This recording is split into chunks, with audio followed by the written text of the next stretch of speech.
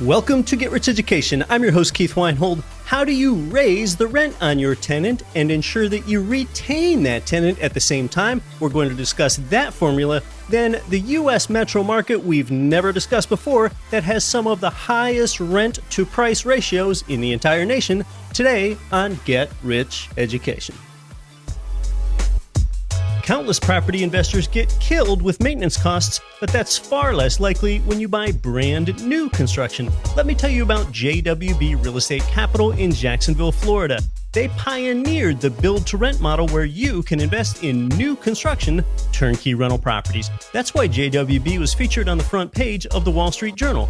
To learn more and see inventory, go to newconstructionturnkey.com. Finally, Total Control Financial gives you checkbook control of your 401k and IRA money to invest in real estate. It's time to get your retirement money into your own checking account, but you've got to avoid the little-known tax that you'll pay with any self-directed IRA. Instead, it's time for the QRP. Learn more and get your free copy of the QRP book by text messaging QRP in all capital letters to 72,000. You're listening to the show that has created more financial freedom than nearly any show in the world. This is Get Rich Education.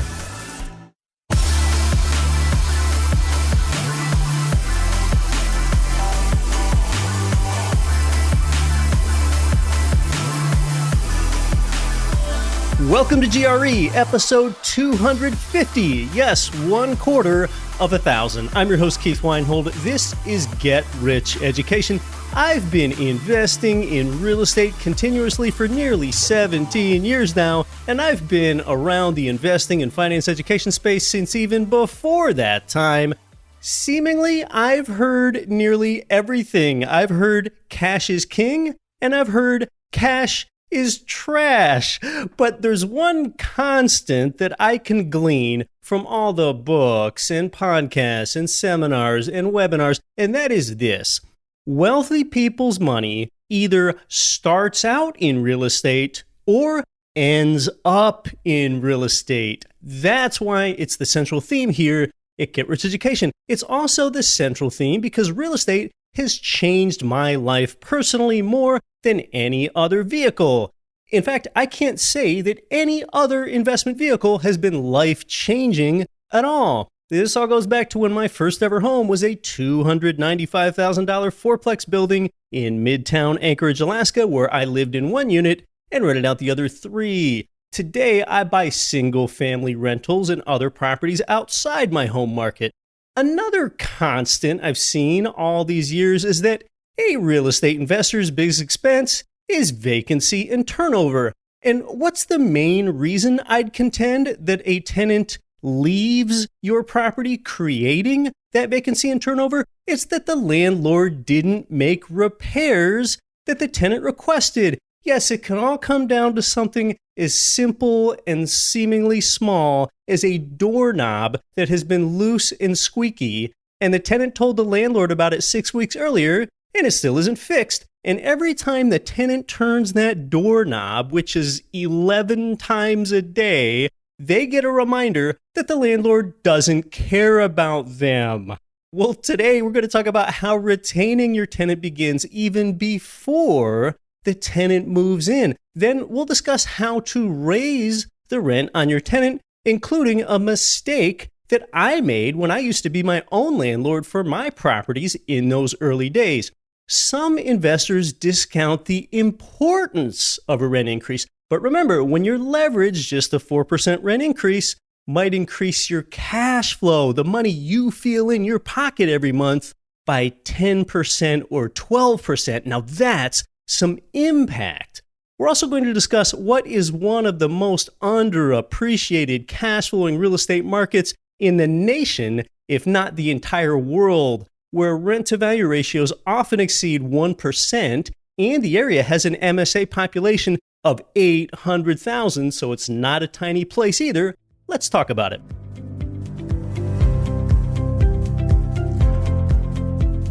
Well, I'd like to welcome Eric onto the show. Welcome to Get Rich Education. Thanks, Keith. It's great being here. Eric, we're talking about how to raise rents and retain your tenants. Now, to most people, when they think about raising the rent on a tenant, that's a great way to not retain your tenant and lose your tenant. But you have some terrific strategies to both raise the rent and retain your tenant as you're raising the rent. So, among other roles in real estate, you've also worked with a large multifamily property management company for 10 years. So you really have experience with this. And I know you like to say that tenant retention begins at move-in. Tell us about that. Yeah, and you sort of hit the point, right on the head, was that most people don't think you can raise rents and retain tenants. They don't go together. And really the best way to start is not only at move-in, but before move-in. And it's all about the first impression, making sure that property is ready. So we always go through a move-in checklist, which just includes basics like, do the faucets work properly? Does the shower work properly? Do the lights come on when you flip the switch? And as simple as that may sound, those little things, if there was one faucet that's not working properly, that's going to be something that sticks with the tenant. They moved into this property and it wasn't ready for them.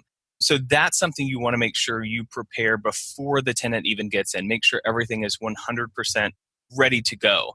Another thing is whenever they move in, a move-in gift and also a move-in packet. So a move-in gift could be as simple as, we provide like a broom and toilet paper and paper towels and a couple bottles of water. It's something as simple as that. It's a nice gesture just to say, hey, we care. We hope your move-in day goes well. And two, with that, a move-in packet. And what I mean by that is a move-in packet of information. So what happens when I have an emergency? Who do I call? Who can I reach out to, Monday through Friday if I have a question or have an issue?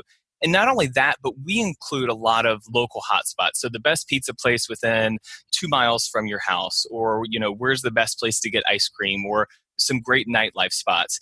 And a lot of our tenants are local, but some of these little hidden gems they don't know about. So it's just a nice gesture to say, hey, we hope you have a great experience living here. And the third thing really sort of prior to move-in and up until move-in is really communication up until move-in day. And that includes making sure that they know who to call to switch utilities. When is the lease signing going to happen? When are we going to meet to exchange keys? Are you going to meet at the property or at an office?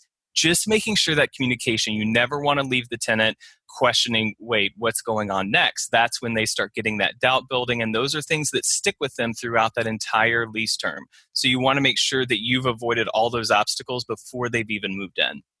You can feel the retention seeds already being planted at move-in right there. I mean, that's an excellent idea. Hook them up with a welcome package that includes local hotspots. Where's the nearest park? Where are the best restaurants? And in this way, you kind of have the tenant thinking, it's not just welcome to this home, it's welcome to this neighborhood. You want them to have a stake in that neighborhood and get them used to going out to places in that neighborhood. Those are the things that make them want to stay for the long term.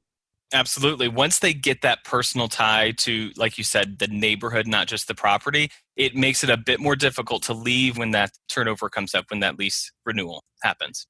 So, of course, retention continues throughout the year. So tell us about how you do that as time goes on and this tenancy duration builds up with respect to things like, do you do annual inspections and just about checking in to make sure that everything's going well without being intrusive and being helpful to that tenant?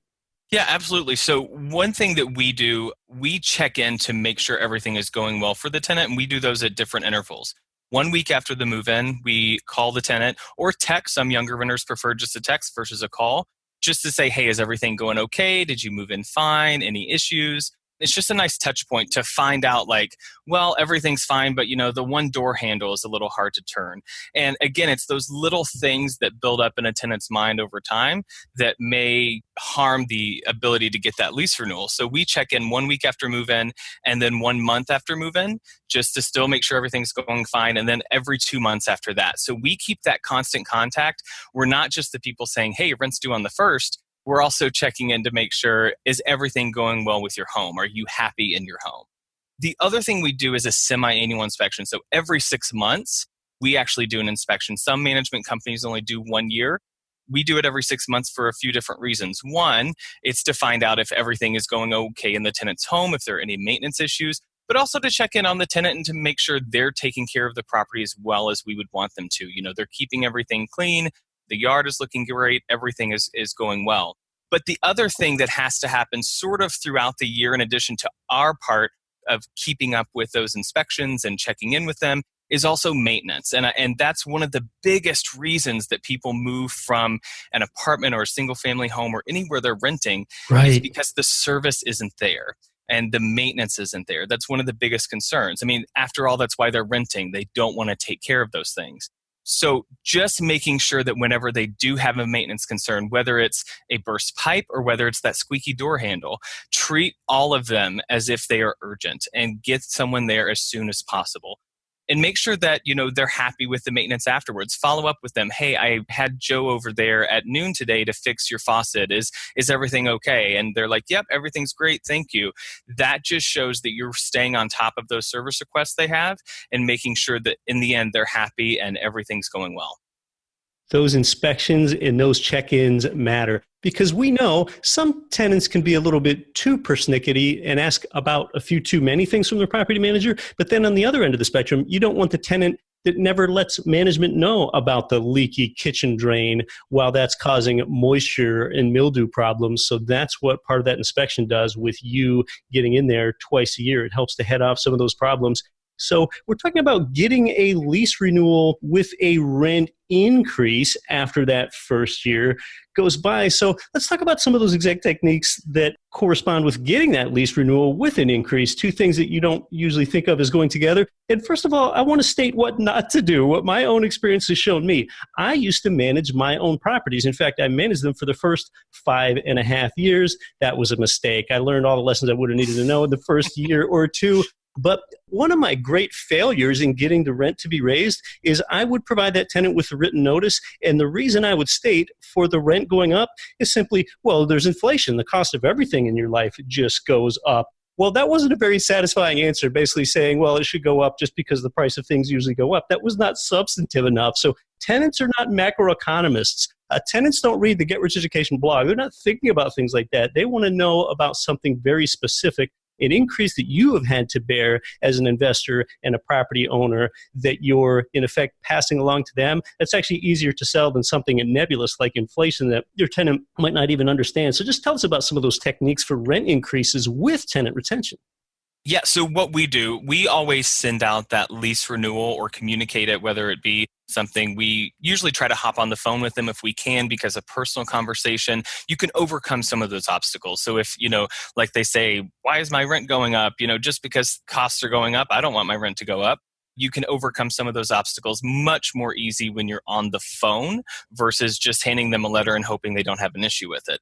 But we always send those out 45 days in advance, because notice for the tenant's a 30-day notice. Now, of course, if you're doing 60-day notices, you may want to send it 75 days in advance. That gives them that 15-day buffer to call us and say, hey, I don't want this increase. Can we negotiate? Or it also gives them time to say, I'm really wanting to move, and it gives us the most time to prepare to turn that unit over and get it ready for someone else.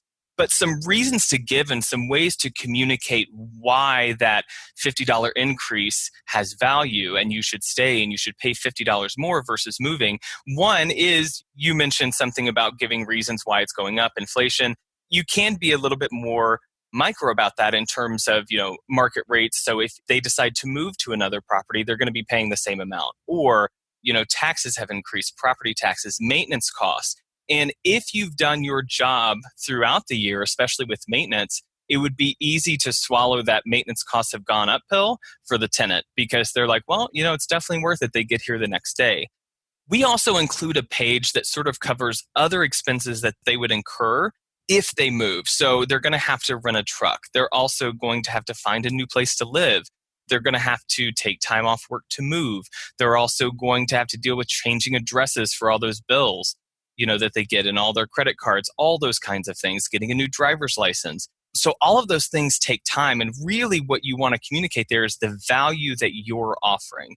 And if you've done all of those steps that we talked about earlier throughout the year prior to move-in, you have already built your case for the value that you offer as a property management company, as an owner. You've built the value that service comes first with us. We're going to get it taken care of. We're going to make sure you're happy. We're going to make sure that you feel part of your community, part of that neighborhood. And so if you communicate that value and what you're offering to them with action throughout the year, it's going to be much easier to get that, because the chance that they've had a bad experience in the past is very high, that they've had a bad property manager who only cared about getting the rent, didn't take care of maintenance. So if you've built your case over the year, it's going to be much easier to communicate the value you offer and why they should pay that rent increase. The other thing that we do, and some owners choose to do this, some don't, is offer an upgrade. And what I mean by that is like adding in a backsplash to the kitchen, or we're going to replace your shower head with, a new rainfall shower head, or we're going to give you a carpet cleaning, new ceiling fan. And those kinds of incentives not only make the tenant happy, hey, I'm getting a backsplash, my kitchen looks great now, but it also adds value to the property. So it's a value add in two ways: to your actual asset, your property, but also for the tenant. It makes them feel like they're getting a special incentive to stay, and they're going to want to pay that $50 more per month, not only for the incentive, but also because of the value that you've created over the past year. So I'm hearing proactivity. I'm hearing about providing early notice, sufficiently early, that the rent is going to increase before that tenant can even begin to make plans, opening things up for a phone conversation so that they understand things. And when you provide that service and maintenance throughout the year, they're more likely to want to stay, because otherwise tenants think, well, what have you done for me lately? Why should I weather a rent increase? And for an owner, they should want to see upgrades, because, hey, even if that tenant left, well, your property is still getting an upgrade. So that's a positive thing. And yeah, the cost of moving is so substantial. It takes both a physical toll and an emotional toll on people. And a lot of times they don't realize that until they're in the middle of the move and living in a world of cardboard boxes. And by then it's too late. You've already lost your tenant. But yeah, I think providing this service and this maintenance throughout the year is so important, because your tenants often do think, what have you done for me lately? In most landlord-tenant relationships, they don't understand economics.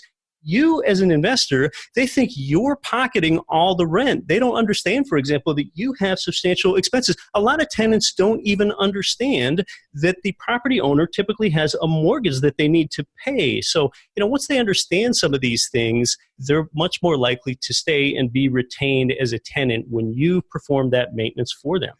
Yeah, absolutely. And I think some owners sometimes feel that they shouldn't communicate those things and shouldn't communicate all the expenses that go into it, out of that rent check, that, they're not just pocketing everything. And I think that most renters today, most tenants value that transparency and value understanding, like, okay, they're not these just guys sitting somewhere collecting endless amounts of cash. They're actually putting it back into the property. They're providing this great service. So being transparent with some of those things also can be an asset to you. Let's talk about the amount of a rent increase. Of course, that's going to depend on the economy. Of course, that's going to depend on your region, but talk to that. Yeah, so that's one thing that I would always recommend consulting with the property manager. And what we try to do is when that rent renewal or that lease renewal time comes up, is we suggest, hey, these are the vacancy rates we're seeing. Competitors in the area are at X amount. We believe strongly that we can get a $40 rent increase or a $50 rent increase. Sometimes we can only get a $25 rent increase. In most cases, if we have done our job, if everyone does their job throughout that year, you're able to get some sort of rent increase. I don't think we've ever been in a situation where we've said, no, we can't, or we need to decrease the rent for any reason. That would just be terrible. But depending on the market, I would say somewhere between 2 to 5% rent increase is pretty standard. In some, you can even get higher than that. In our market in particular, that's usually what we're in between. But if for some reason, occupancy rates are going down in the area, or there's just a surplus of inventory, that's something your local team is going to be able to give you information on. And there's certainly lots of tools out there, lots of websites you can use online, do your own research as an owner.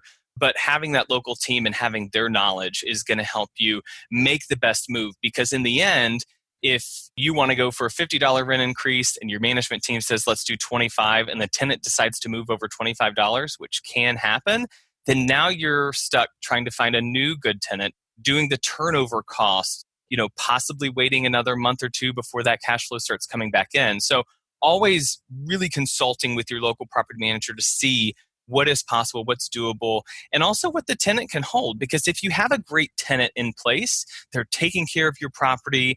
In some cases, some tenants also do a little of their own light maintenance and make the property really great. If that tenant is in place, then maybe you want to be a little bit more conservative because they're going to take care of your property and they want to stay for another year or even two. But vice versa, it's also not worth it to keep a bad tenant. So if there's a tenant that's not taking care of the property, which those things start reflecting when we are doing those semi-annual inspections. If it's a tenant that, maybe doesn't always pay on time, then you may want to just get rid of the tenant anyway. You may not even want to go after a rent increase because in the end, they could be doing much more damage to your property than it's worth even trying to get that rent increase. That's a great point. Not every tenant is worth keeping. And yes, you as an investor, you can leverage the economies of scale of your property manager. Your property manager in your investment market, they typically manage hundreds of properties. So your property manager has that granular, on-the-ground, local market knowledge. They will know things like, well, Class C multifamily in the east side is not moving, but single-family homes on the north side are hot right now. We can't even keep them rented. So I know, for example, you can get a 5% increase up there. So leverage their economies of scale. It's really just another form of leverage for you as an investor. Eric, any last things on how to raise rents and retain your tenants? I would just say the biggest thing that I would stress is just that service throughout the year. I think that's one of the biggest ways to build value in your tenant's mind and make that $50 rent increase easier to swallow. So if your property management team has something like that set up, or if they don't, see if that's something that they could work with and start doing those check-ins and doing some of those more service-oriented types of things versus, like I said, just asking for the rent check on the first. Build that value throughout the year. We'll talk about how to raise rents and retain your tenants at the same time. More with Eric and I when we come back. This is Get Rich Education. Would you like to know the easiest way to create wealth and passive income with real estate? This is Marco Santarelli with Norada Real Estate Investments. Now you can access the best deals without the stress or hassle of having to find, renovate, or manage those properties. We save you time by providing you with passive income investment properties in some of the best U.S. markets. Learn more by downloading your free copy of The Ultimate Guide to Passive Real Estate Investing. There's no obligation and nothing to buy. Simply visit passiverealestateguide.com and get your free copy today. That's passiverealestateguide.com. For a real estate investor like you seeking an income property loan, go to Ridge Lending Group, NMLS 42056. Over the years, you've heard President Chaley Ridge generously devote her time to you here on the show as a guest. Ridge provides investment property loans in most U.S. states, and you're going to find out how they've helped more people realize their dreams of real estate financial freedom than any other mortgage lender in the entire nation when you get started at ridgelendinggroup.com. This is Ridge Lending Group's President, Chaley Ridge. Listen to Get Rich Education with Keith Weinhold. And remember, don't quit your daydream.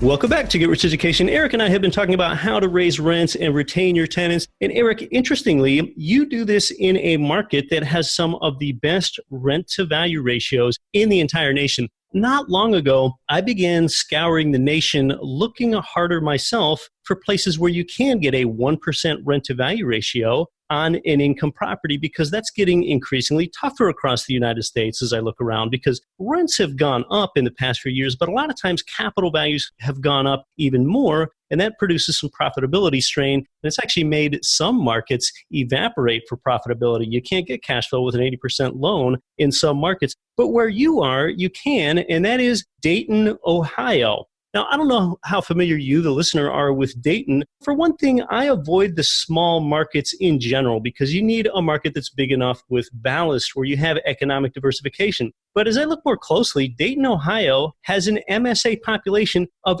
800,000. That's actually the 61st largest in the United States. Dayton, Ohio has their own international airport. There's a substantial market. And if you're not familiar with the geography of Ohio, Columbus is near the center of the state, Cincinnati is in the southwest, and Dayton is in between. And Eric, I know you and part of your team was based in Arizona previously, but they moved to Dayton to set up this company for the opportunities that are there. So tell us about some of the market drivers in Dayton.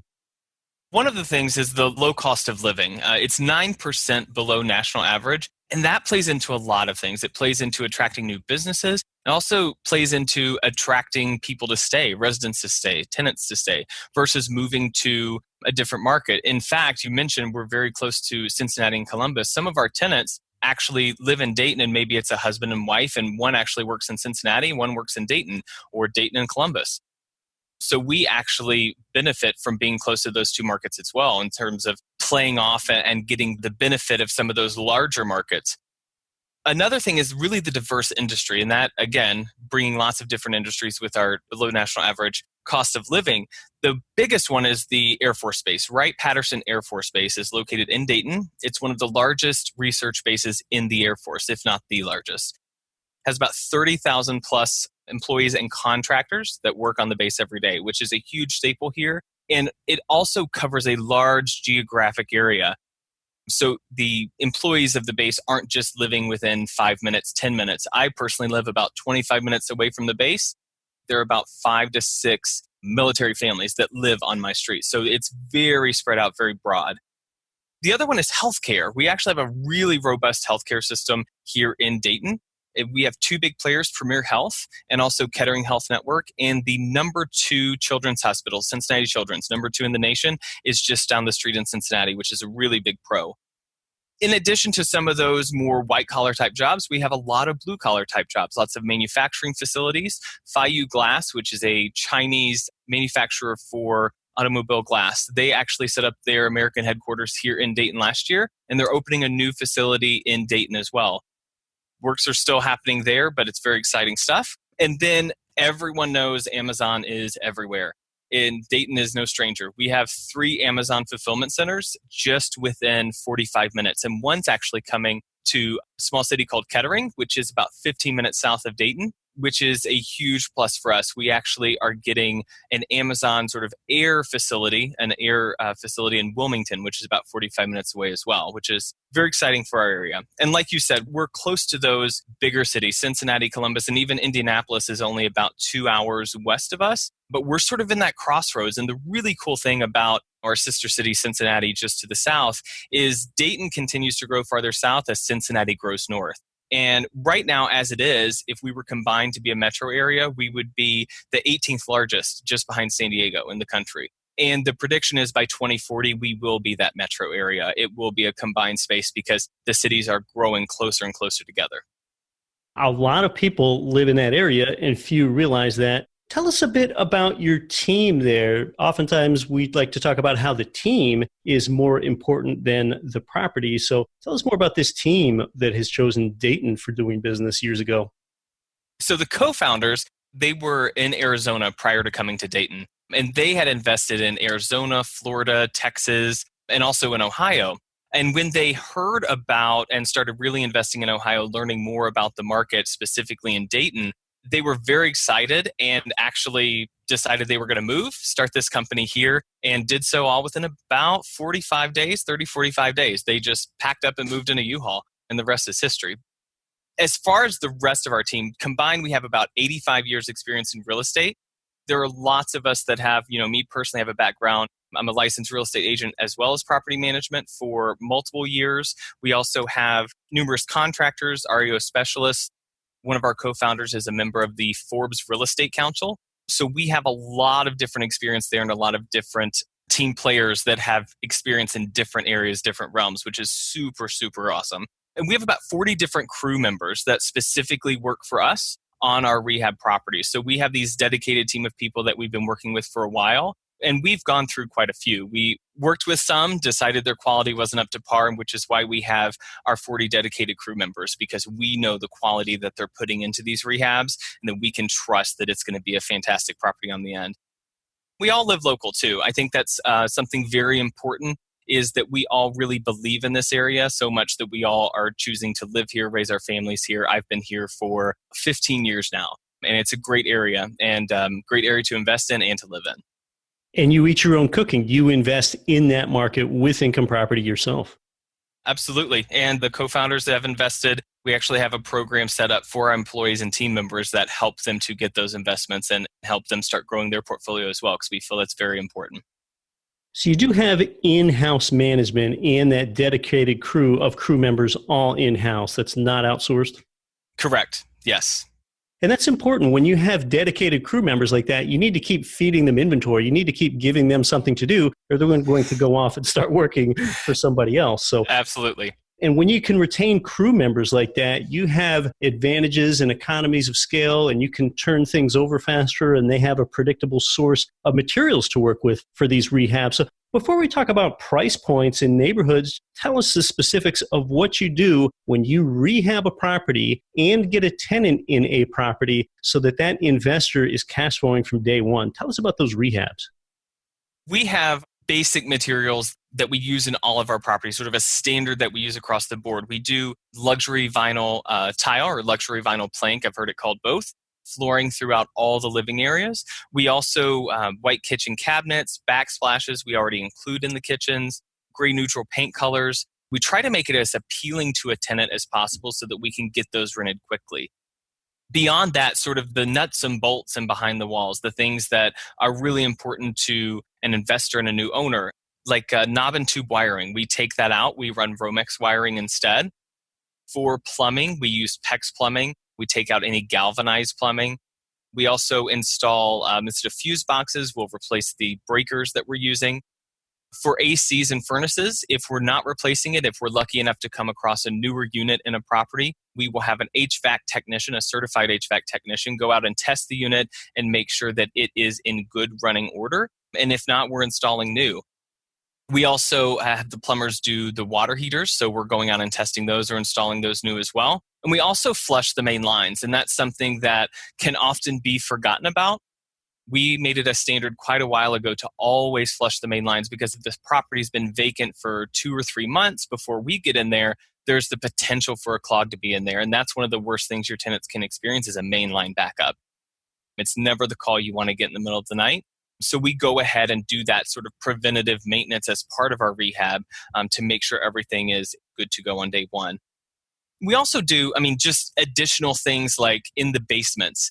We have lots of properties with basements, so we paint the floors, paint the walls, and we also black out the ceiling. It has a much more modern look, a much cleaner look.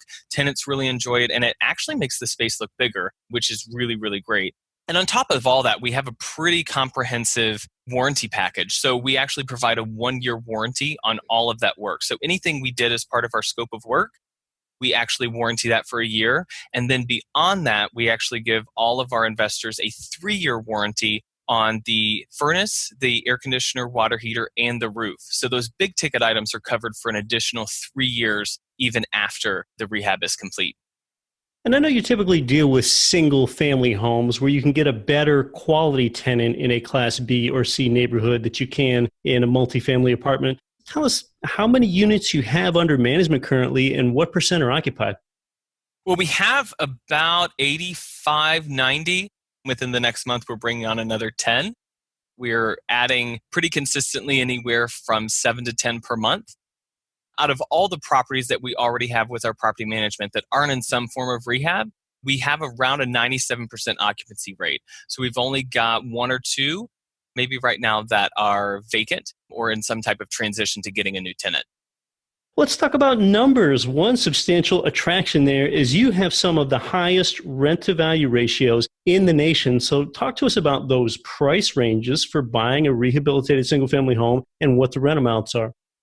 So we're mainly investing in B and C class neighborhoods. And I always like to point out that we grade our neighborhoods on an A to F scale. There are some companies out there that may grade on an A to C. So C is the bottom of the barrel. We grade on an A to F. So a C property is still a very, very good asset to have. And the price ranges for those are anywhere from $75,000 up to $120,000. Now, $120,000 is the highest price point we've had for a single family. And that was in a very nice B plus type neighborhood, excellent school districts, great neighborhood to invest in. Rents are going to be anywhere from $750 to $1,300 on those properties. So we definitely exceed, like on the $120,000 property, the rent on that was actually $1,300. In all cases, except for 2 properties in the last year, I've been able to be at 1% or higher on all of our properties, all of our inventory. Once you get into a C-class property that's anywhere from 75, maybe up to 90, we could potentially be even higher than 1.05. We could be at 1.1 potentially. So once you get into those C-class properties, the chances of getting that higher cash flow are certainly there. I personally grade properties from an A down to a D scale. It seems like most everyone does that differently. Tell us a bit about the bedrooms, bathrooms, square footage. Do these homes come with a garage? What's the typical single-family home look like? It is most often a 3-bedroom, 1-bath. We do occasionally get a 3-bedroom, 2-bath or a 4-bedroom, 1-bath, but most often it's a 3-1. We usually do have detached garage, usually a 1 or a 2-car detached garage, which is really excellent for tenants. You can always get anywhere from a $50 to $75 uptick on rent whenever you have that detached garage, especially in Dayton. We do have winter, and it is not fun to scrape your car, at 5 a.m. in the morning after a snowstorm. We do have probably anywhere from 800 to, I believe my highest property was around 2,000 square feet, so 800 to 2,000, depending on how many beds, how many baths. And then, of course, that square footage doesn't include a basement. So if we do have a basement in the property, which I would say around 60 to 70% of our properties do, that basement square footage, which is basically a whole nother level, isn't counted in that square footage. So you could have 1,000 square foot house and then have a whole nother 800 square feet downstairs, which definitely adds space for if they have kids, a playroom, or even just storage. It's a great way to store extra belongings as well. Now, property tax and interest rates are two substantial factors that can twist the rent-to-value ratio and adjust it and make that rent-to-value ratio seem even more favorable than it is or less favorable than it is. And it's remarkable that you're getting up to 1.1% rent-to-value ratios. So let's talk about property taxes, because interest rates are more of a national phenomenon. That's something that can be tracked, but property taxes are more local. Tell us what to expect there. So they are a little bit higher, I would say, in comparison to some other markets. In the Dayton area, in Montgomery County specifically, the rates are around 1.8 to 2.1. In the county just south of us, where we also are investing, those are more around 1.4 to 1.8% property tax. And it does depend on school district. All of the school districts, really, in Ohio are funded a lot by real estate taxes. So even though you're in Montgomery County, you really have to look at it even a bit more granular by what school district they're in, and then even further if they're in the city or if they're in the township within the school district. So it can vary quite a bit, but we definitely have been able to provide over that 1% even with those calculations put in there. So it still offers a great value even if the property taxes may be a bit higher than some other markets. Tell us about the median vacancy time that you have there from the time that a property is completed and that rehab is done and it's being shown to tenants. How long does it take to get it occupied and have that lease signed by a qualified tenant? Great question. So once it's ready to market for rent, we're about 2 to 3 weeks from when we get a tenant in place. Oftentimes, we're about a week, maybe 10 days to actually get the tenant approved and the lease signed, and then they're usually moving in maybe another 10 to 15 days after that. I have had a property as quick. We started not pre-leasing really, but pre-marketing the property before it was complete. I had my crew wrapping up at, I think, 3 p.m., and I had tenants moving in at 4 p.m. So we've had an hour, and we've also had even up to 4 to 6 weeks, and it really depends on the season.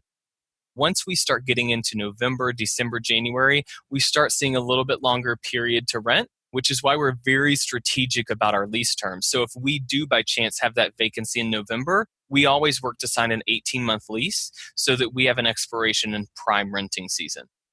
We're not having that situation happen again if the tenant decides to move out. But on average, I would say we're about 2 to 3 weeks. Once we go over $1,000 in rent per month, it may go somewhere between 3 to 5 weeks. It may take a little bit longer to find that great tenant. And Eric, how are you looking for furnishing available inventory of these, what we often call turnkey properties? We have right now probably somewhere between 6 and 10 properties. We've got a few coming online within the next couple of weeks, and we're working for some more.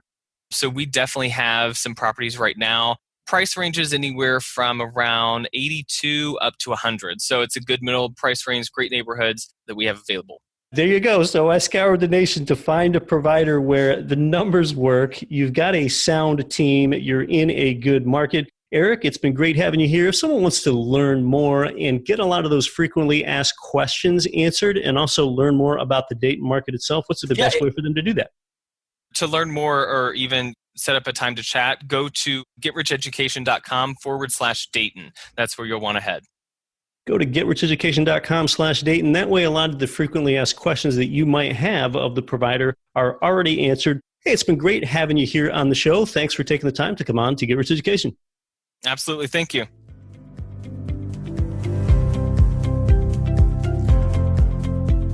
To review, tenant retention starts before move-in, so make sure that the property is in good working order before that move-in. Give the tenant a gift, and exact gift ideas were mentioned. Give that incoming tenant information about neighborhood parks and restaurants and hotspots and other amenities. It makes that tenant feel more anchored to that neighborhood, and at the same time, it shows that you care. Keep the property well maintained. Those are 5 simple words to say. Keep the property well maintained. But if you're going to stay on top of that yourself, that could be a hassle. My own take is to outsource that to a manager. Life is too short for property management. A phone call to the tenant could work best for the rent increase. Give a reason for the rent increase and give a reason better than inflation, like I did as a beginning landlord. Something like citing that property taxes and maintenance costs increased in the last year. That's a pretty good reason, and those costs are nearly always increasing. 45 days before the tenant lease expires is when you want to act at retaining that tenant and remind a tenant that moving entails renting a truck, changing addresses, taking time off from work, and living in a world full of cardboard boxes for a week. To retain the tenant, offer them with an upgrade like a new shower head or a deep carpet cleaning or a new ceiling fan. Provide service to the tenant throughout the year, and 2 to 5% annual rent increases are common. And remember, this is what we want to do. I mean, you're going to feel better about yourself in the world that you're creating out there, and so do I, when we provide society with that housing that is clean, safe, affordable, and functional. We can do some good in the world together here. You're really making an impact beyond yourself, and then when you do, you're typically rewarded with being a financial profiteer, just like you should be. If you provide value to others, you get rewarded. 3 weeks ago, we talked about Jacksonville, Florida here on the show. We discussed how there's less cash flow there than in some other markets. Maybe you like it there for the appreciation or some other reason. Well, Dayton, Ohio is one of those higher cash flowing markets.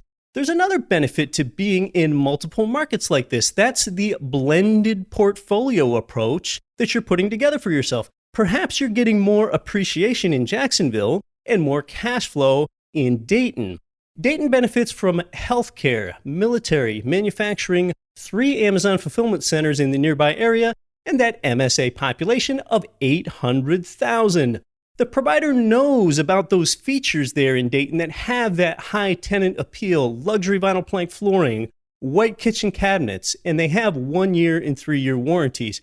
Their single-family home price points are $75,000 up to $120,000, with rents of $750 per month to $1,300, so there's that 1% plus rent-to-value ratio. And at times, they will do 18-month leases with tenants. Something that wasn't mentioned yet is their rent promise there in Dayton. If you've owned their property for 30 days and the property isn't occupied already with a rent-paying tenant, the provider actually starts paying you your projected rent amount at that 30-day mark, and they would make the rent payments to you until it is occupied. It really provides peace of mind for you knowing that your property will cash flow soon after closing, and you will not be waiting months for your property to perform. They've currently, right now, got 6 to 10 single-family properties at price points between $82,000 and $100,000, and they're always bringing on new inventory. So get the report and connect with the provider at getricheducation.com/Dayton. That's getricheducation.com/Dayton. Next week, we push the boundaries of what you thought might have even been possible with real estate as we discuss seasteading. Yes, the prospect of building floating cities on the ocean. This week, you can't make any money from the property that you don't own. You've got to take action. If you're in the market for cash flowing property now, get started at getricheducation.com/Dayton. I'm your host, Keith Weinhold. Don't quit your daydream. Nothing on this show should be considered specific, personal, or professional advice. Please consult an appropriate tax, legal, real estate, financial, or business professional for individualized advice. Opinions of guests are their own. Information is not guaranteed. All investment strategies have the potential for profit or loss. The host is operating on behalf of Get Rich Education, LLC exclusively.